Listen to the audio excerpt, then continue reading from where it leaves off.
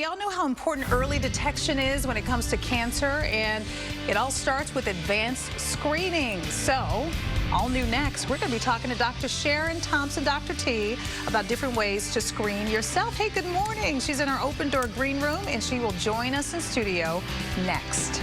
So October is Breast Cancer Awareness Month, and it's really important for both women as well as men to get regular exams from their doctor, but you can take things a step further by monitoring your own health with the breast self-exam. You know, people don't get how important this is because we've been talking about it for years.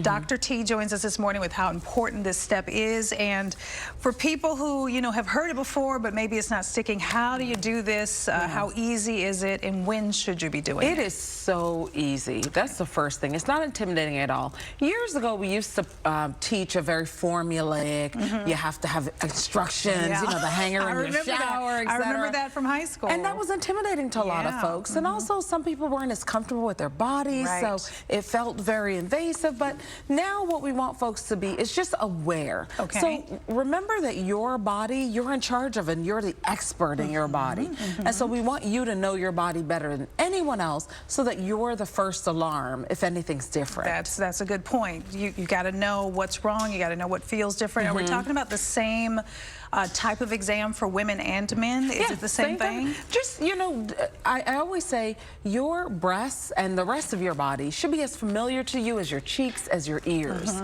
Nothing should be hidden from you. You would know when something's wrong with those things. Exactly. So what we talk about is breast awareness for both women and men. That way you get a sense of what do your breasts feel like throughout the month, because they will change.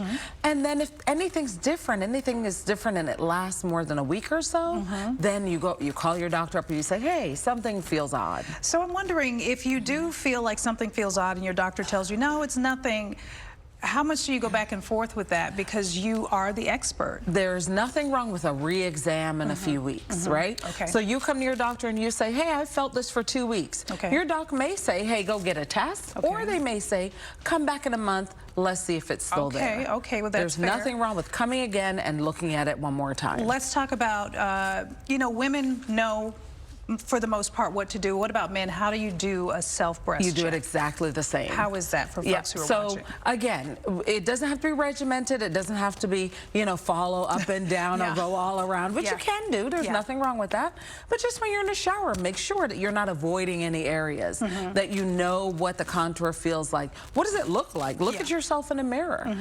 None of us are the same on both sides. That's true. So that is normal. That's true. So you might look a little bit different from side to side, but you should know what you look like, and that should not change. So what are some of the things, and I know every case is different, but what are some of the things that may alarm us that may not be anything to be alarmed about? So definitely, especially in women, because we have a hormonal cycle throughout the month, our breasts respond to that cycle too. So you can get cysts that they feel like little lumps, but they come and go.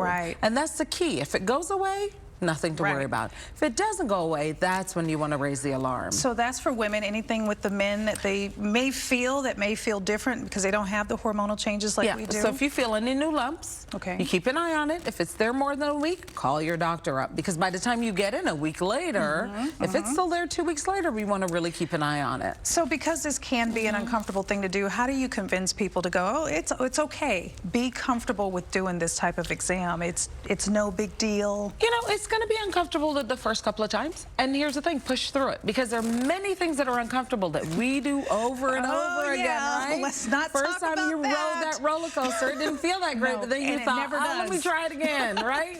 So there are many things that are uncomfortable in the beginning, but over time you do get used to it. So you just have to push through that discomfort the first couple of times, maybe. Good advice. And keep talking about it. Keep talking about it, ask the doctor, and talk to them about anything different that you may feel. Absolutely. All right, Dr. T, thank you.